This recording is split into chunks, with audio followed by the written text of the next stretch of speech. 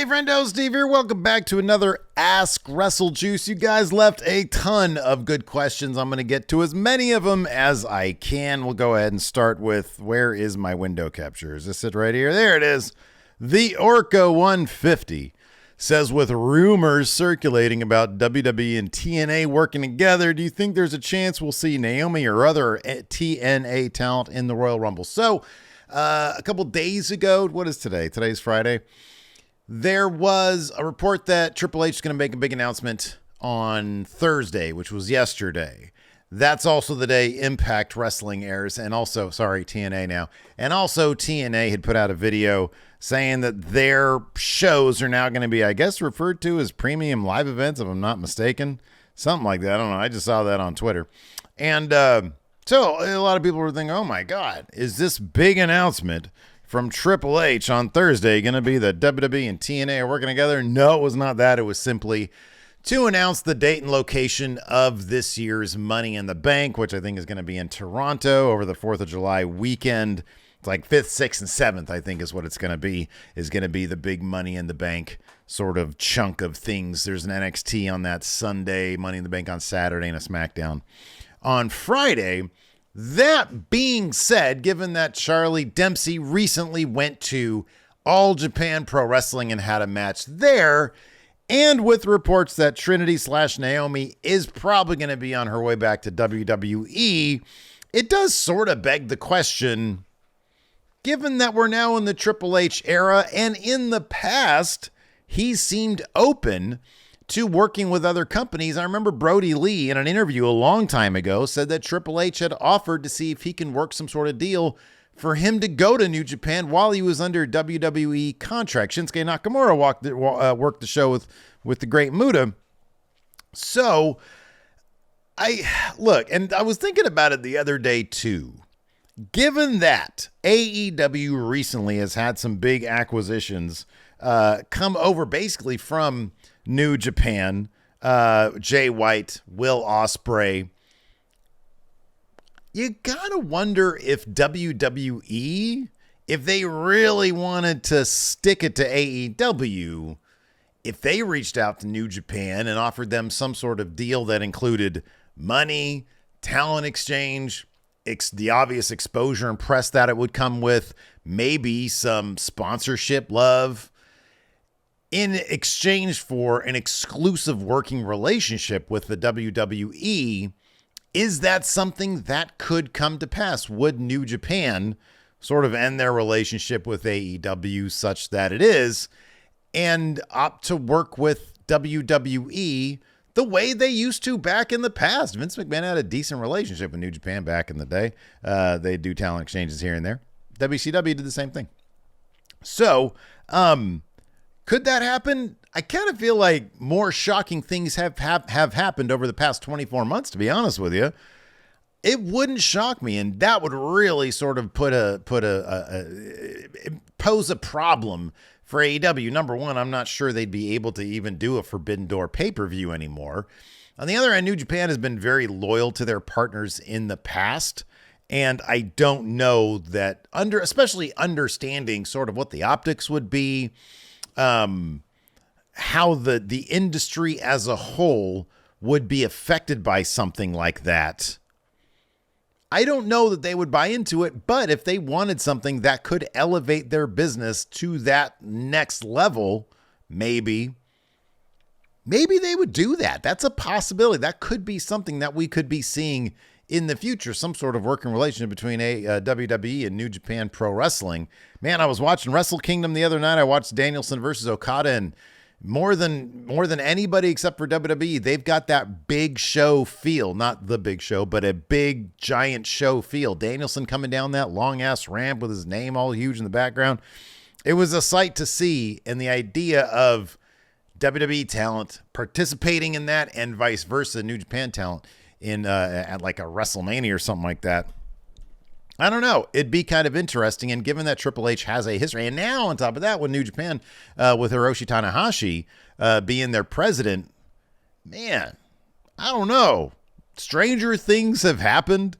Is it possible we'll see, getting back to the question at hand, is it possible we'll see Naomi in the Royal Rumble? Yeah, because the reports are she's going to be signing with WWE. But in terms of TNA talent, I don't think so. I think Triple H is going to roll with the roster he has. There's one exception. That's maybe Mickie James. She is married to Nick Aldis. She has a history with WWE. That's a possibility. But she's not, if I'm not mistaken, not even signed with TNA anymore. I don't know about that. I don't know. So I don't know. I honestly don't know. I think that, is she? I don't know. I honestly don't know. Is she on TNA programming? I don't watch. I'm planning on watching Hard to Kill here coming up next weekend. So, no, I think he's going to roll with the roster he has. I don't think we're going to see legends. I don't think we're going to see, I think we're going to see some NXT talent, maybe call-ups. I think Carmelo Hayes is going to be in the Rumble, for example. I think Trick Williams, Braun Breaker, wouldn't surprise me to see them, and maybe Ilya Dragunov, but they're kayfabing his injury right now, so I don't know.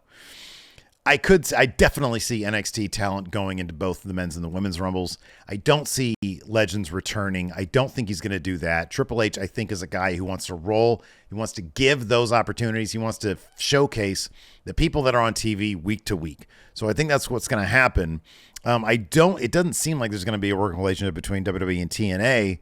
Although, again, anything is possible. I think that if he's testing the waters with this All Japan thing, maybe the idea is they're going to do a bigger thing, in which case, goodbye to the Forbidden Door pay-per-view, because nobody's going to watch AEW stars taking on the stars of All Japan or Noah. As much as I think Noah, like I've heard good things about Noah, this is just not a draw, I don't think. So anyways, let's see here. What else you guys ask? Juan Sanchez asks, do you think surprise entrants are necessary in order for a Royal Rumble to be considered good? I do not. I think there's probably plenty of examples of Royal Rumbles in the past where there were no big surprise entrants like, oh my God, this guy's returning, and they were good. I mean, like the 1992 Rumble, it's not like Bruno came back for that one. There was no big shocking surprise entrance there, and it's considered like the best one.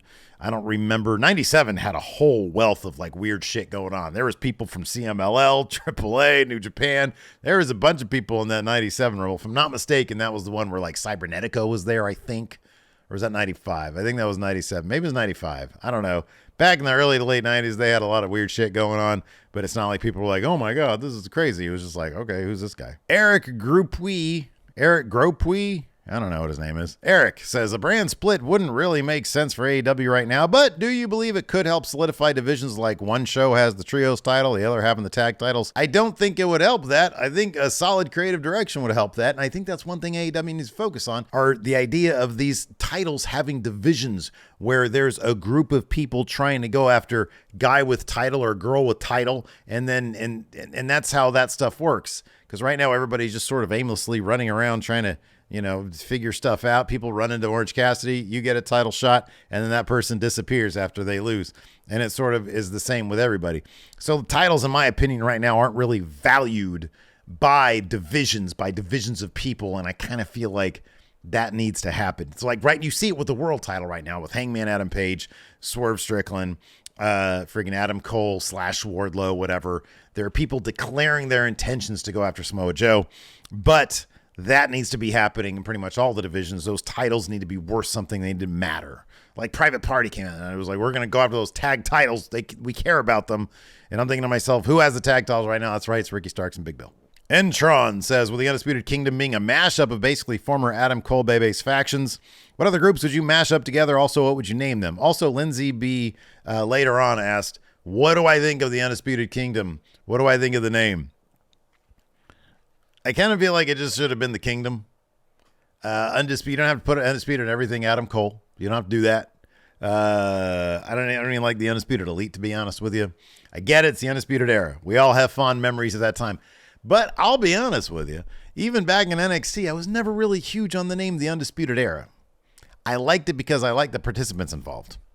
Now, that being said, what other groups did you mash up together? Of course, it would be DX and the NWO. If we're talking historically speaking, it's a shame that we never got a true click faction with all those guys in the NWO together. And of course, you'd call them the XWO. Or the New World Order NWX. Something like that. And it'd be, yeah. And then it'd be like, because they both have like spray paint logos, kind of. Claus Techno says, how do you think the story of the patriarch Christian Cage should end? Also, do you think this is helping Nick Wayne to get over with the fans? I think it's helping Nick Wayne from a character perspective, to be around Christian, to be having to show signs of personality, as fleeting as they may be.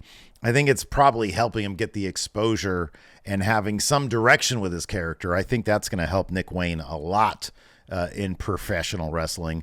How is the story going to end? I don't know. I don't think they know. I don't know what sort of pivot Christian's going to have.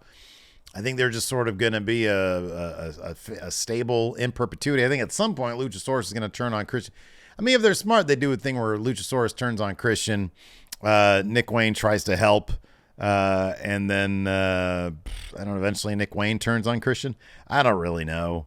Eventually Luchasaurus has to sack up though, right? Something's got to give there. Ooh, GM21 says, with a lot of possibilities of a main event match in WrestleMania 40, do you think this would be the most stacked and potentially the best WrestleMania in history? GM, it all depends on the match quality and the stories that they tell. I want some twists and turns. In terms of star power and match quality potential, this has the potential to be kind of an all-timer. But I'm also a fan of that sort of 30 and 31 manias, where like you had the Daniel Bryan story going throughout 31. I thought that was really solid. And there was a bunch of good stuff going on there. And then 31, you had Seth Rollins and the cash in earlier, him and the Randy Orton. And then he had the Sting and Triple H stuff. I was a big fan of those two WrestleManias. This one, though, with Cody potentially finishing his story, or maybe The Rock is going to be there against Roman Reigns, depending on how that all shakes out. Or you could, I mean, if Stone Cold comes back, CM Punk versus Seth Rollins. Yeah, they've got the opportunity here to sort of have some really awesome stories matched up with some really awesome matches. There's some big names I think they're sort of waiting on for Rhea Ripley as well. The whole Bayley Io Sky thing. It's going to be very interesting. It has the possibility of being a pretty amazing 2 nights of WrestleMania. I agree. Best, man, that's a tall task right there. Jaden Sin says, given how poorly Damian Priest has been booked with the case and how poorly the past few Money in the Bank winners have fared, has the idea of Money in the Bank run its course? Should it be put on ice for a bit and then eventually be brought back? No. And the jury is still out on Damian Priest. It doesn't look good for him right now. It does not look good for him right now. But I have faith in Triple H that he's going to turn it around and there's going to be some sort of twist or turn along the way, and it's going to work out for him. Or he's going to be another Austin Theory because Triple H still hasn't turned around Austin Theory. I don't know. Austin Theory's young. Damian Priest is not. They don't have a lot of time for Damian Priest. You really need to turn him into something. He looks like a hapless fool right now, but I don't think that's Money in the Bank's fault. I think it's an awesome idea. They should do it yearly. There should always be a Mr. Money in the Bank. It's really hard right now because there's a lot of really top-level talents up there, though. Man, oh man. AJ Forsyth says, do you think Deonna Purrazzo and Mercedes Moné coming into AEW will act as a reset for the women's division, and Tony Khan will actually focus on booking them in a bigger spotlight week to week? No! I'll believe it when I see it. I don't think that's going to be the case. I think Mercedes is going to come in. She'll be featured for a while. Look, I will be really shocked if she signs an actual long-term deal with AEW, given the time allotment they give to the women's division. They just created a brand new title, the Continental title, or whatever it's called, and they're devoting space to like figuring out number one contenders for that now. So it's just more time that they don't have like more episodes of AEW product where they just do one match for the women. That's all they do. And then like another segment, maybe. They have a lot of talent in the women's division, but yeah, not a lot of space on TV that they devote to it. I don't think anybody coming in is going to change anything. It's just the way Tony Khan is. Strange Will says, do you think WWE's main event story scene being sort of overwhelmingly stacked right now will push guys like Drew McIntyre or Ricochet, who aren't seen on the same levels of the likes of Roman, Punk, and The Rock right now, to leave when the contracts are up in hopes of being more featured players elsewhere? I think for some it's a possibility. I think guys like maybe a Chad Gable, who's in a featured role, but he definitely has a ceiling. They could have put that Intercontinental Championship on him and people would have been pretty happy about that. But they didn't, and it sort of shows that I think he's got a bit of a ceiling as of right now. it depends. Is familiarity within that system, plus the money he's making, plus the fact that he's on TV every week and he's doing pretty good, is that good enough for him? Does he think he'd rather be a top guy in a New Japan or an AEW? And would he take that risk going there, not knowing if he would actually get to that point? I don't know. Ricochet, same situation for him. Does he think going back to New Japan with a higher profile, does he think going to AEW, where generally speaking match quality is the thing there, would that be more enticing to him than sticking it out in WWE? Drew McIntyre, I don't think is going anywhere. I think Drew McIntyre is too big of a name. They're going to give him the money that he wants, and he'll continue to be treated like a pretty big deal over there. Yeah, he lost against Seth Rollins, but I get the feeling that he'll be happy with whatever story they end up giving him. Braden Loader says, hey, Steve, with the show being announced today, who do you see winning both Money in the Bank contracts this year? I'm going to think about that and put it in its own video because I think it'd be fun to rank who I think is going to win Money in the Bank this year. Goach Art says, what's next for the Elite? Do you see them being part of another big storyline, or they should let other talent shine and appear sporadically to have good matches? Well, let's break it down. Number one, Hangman Page. I think he's sort of broken away from the Elite as he usually does. He's involved in the title scene right now. He's probably going to have a triple threat with Joe and Swerve at Revolution. I could see that happening. He's going to be a perpetual featured guy. Young Bucks, I know they're away for like a rebrand, a refresh, a heel turn right now. I don't know how much more they can do that's new and fresh. I feel like personally I've seen, and I'm a fan of Young Bucks matches. For example, the best tag match I've ever seen is the Golden Lovers versus the Young Bucks. I was there in person. It was phenomenal. It's been a little while before they've given me a reason to give a damn about them. And I don't know if there's anything they can do from a story perspective, from a personality perspective, or at this point, even from a match perspective, because I feel like a lot of their matches play out the same way. And I know that's a criticism a lot of people have levied towards them. And I've always kind of defended them because I've, generally speaking, been pretty entertained by their stuff. When they have a good like story build to a match, they're some of the best tag team wrestlers out there. I don't think they're the best tag team on the planet. And unless they really find a way to freshen up their shtick, I'm not going to be interested in what they have to offer.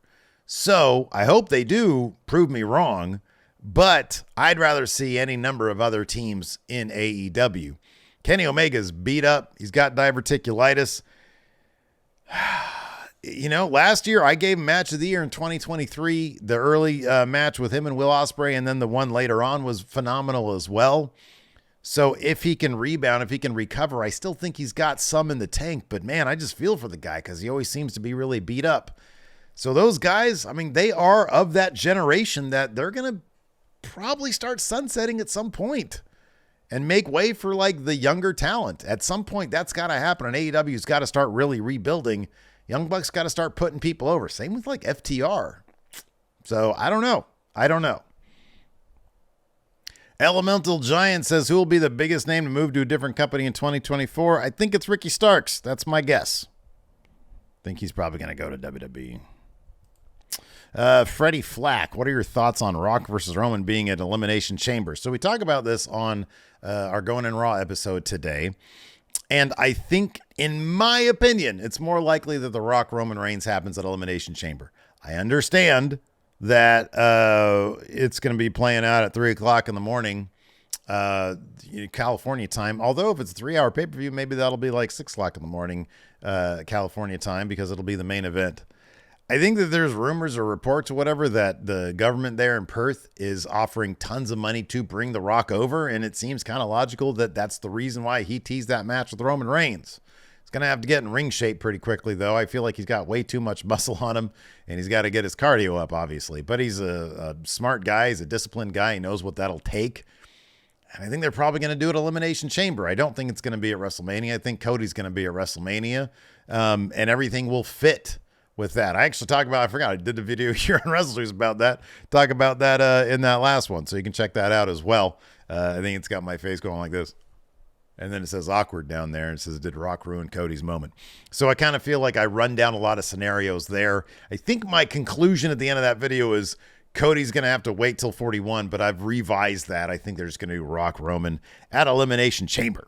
Carpe Pesci says, does Wardlow being collateral damage in the MJF Tony Khan fight permanently shrink his potentially had a decent TNT run, but came out of that Hobbs feud and seemed to just stall? Yeah, I think it had more to do with the lawsuit angle they did after the MJF thing. That killed his momentum. Just stopped it dead. Just absolutely killed it. I kind of feel like he has the potential. He's got the ingredients to make a good run, and maybe putting him with a guy like Cole in the Undisputed Kingdom is the way to go. They're sort of doing like, the whole Christian Luchasaurus thing with the idea that he's going to get the world title and give it to Adam Cole. But I think being around those personalities is probably a smart move for him. He was at his best in the Pinnacle, so why not try to recreate that to a degree? I'm okay with this. I think that it might work. Or it won't, and he has a longer road. We're going to end on this one. Black Stranger 215 says, if you had to watch Star Trek Enterprise and give it a good review to end world hunger, could you do it? I'm sorry, people, you're going hungry. That show is atrociously bad. As a diehard Star Trek fan, I hate it. I think it's not real Star Trek. I think it's fake. It's awful. Everybody on that show they have the personality of Carpenter. I'm a huge Quantum Leap guy too. I love Scott Bakula. I think he's great. Thought he was terrible in Enterprise. My God, he was boring. Everybody on that show was so boring. It was filmed boring. The sets were boring. God, that show was terrible. So no, I'm sorry, everybody in the world. You're going hungry. Larson just texted me something about aliens showing up in Miami, so I got to get out of here, everybody. Thanks for dropping your questions. I appreciate it. Be sure to sub to the channel so you always get access to these question threads here, and we'll see you around.